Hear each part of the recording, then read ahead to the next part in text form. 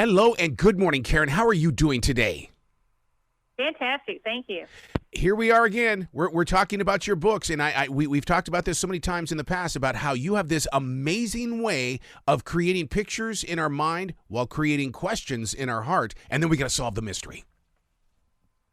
Well, thank you very much. You know, I often feel like I'm kind of an innocent bystander when I'm writing my novels. I'm inserting myself into the scene silently and just watching it all take place. Isn't that an amazing place? Because, I mean, I can be walking through a mall, and all of a sudden your mind goes, this is your next project. You're going, oh, my God, here we go. And then you hold on. Yeah, you know, that's one of the great things about thrillers is they really grab you from the beginning and pull you all the way through with cliffhangers and twists and turns, and I definitely try to insert that in my novels. Does it affect you emotionally as well? I mean, because there are many times I'll take my hands off from the computer, and I've got to deal with it on a one-on-one level.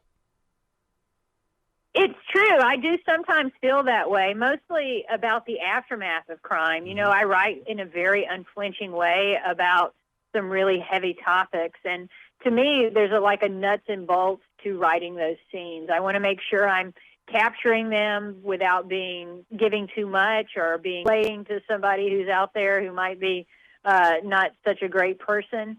And then I have to focus on how that scene affects the detectives or the police officers, or in the case of Girl Forgotten, a U.S. Marshal fresh out of the academy. You know, what's their response going to be to seeing brutality, to seeing murder?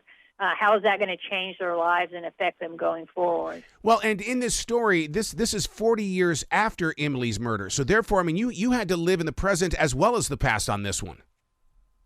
That's right. Yeah, Emily Vaughn is going to the prom in 1982. She's a teenager who's in some terrible circumstances, and she unfortunately is in the first part of a Karin Slaughter novel, so we know things don't turn out well for her.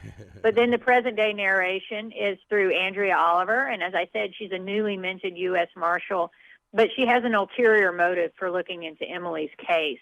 She thinks maybe her father might have been involved in it, and for Andrea, that's what her quest is finding out who her father is and whether or not some of the badness in her father is also inside of Andrea.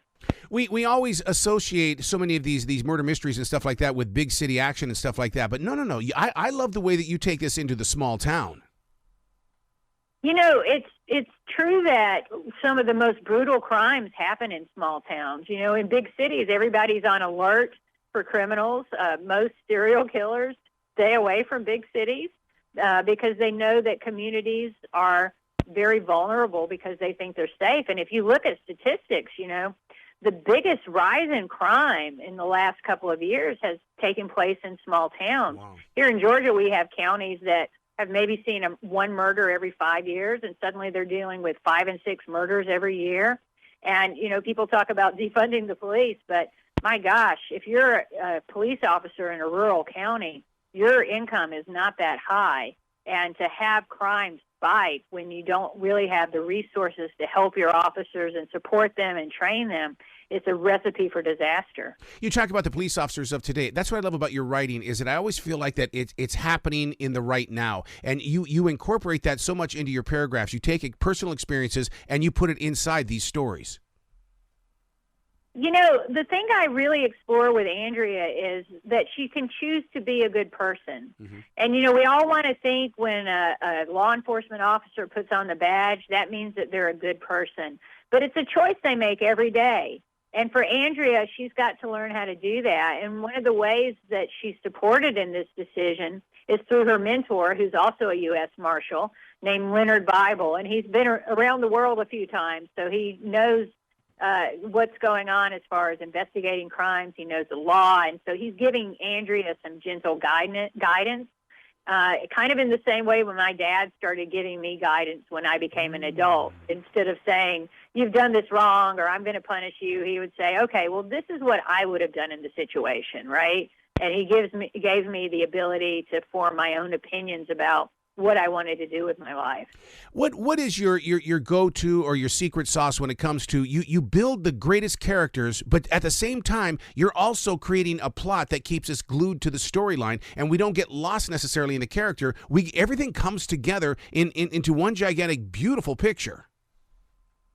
Well, thank you. That means a lot coming from you. I think the biggest thing is you can't be precious. You know, we all as writers have different passages or different points we want to make. And, you know, after doing this for so long, I know in my gut when something's in there just because I want it in there as opposed to what's going to work to service the plot or the characters.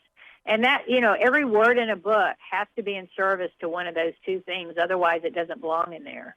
How many changes did Andrea Oliver go through, you know, from the original idea all the way up to where we're standing right now? Well, part of the fun of writing something that's sort of a sequel, I mean, I wouldn't call this a sequel, but it does have Andrea in it. And she's a very different person and pieces of her at the end of the book as opposed to who she is in the beginning. She's really trying to find herself. She has some really horrible things happen, one of which is realizing that her mother has lied to her for her entire life. And so when we meet her in Girl Forgotten, Andrea is kind of finding her sea legs into adulthood and deciding the kind of person she wants to be.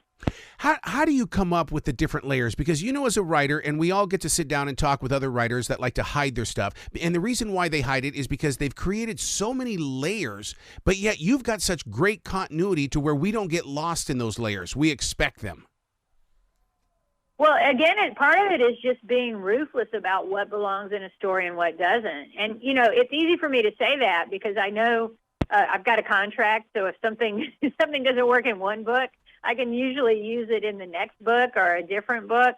So I'm not as married to different scenes or different lines. But, you know, one of the great things about reading crime fiction, especially today, is there's always that balance between character and plot. And what we're really trying to do as crime writers is just hold up a mirror to society and say, this is what's going on, and what are you going to do about it?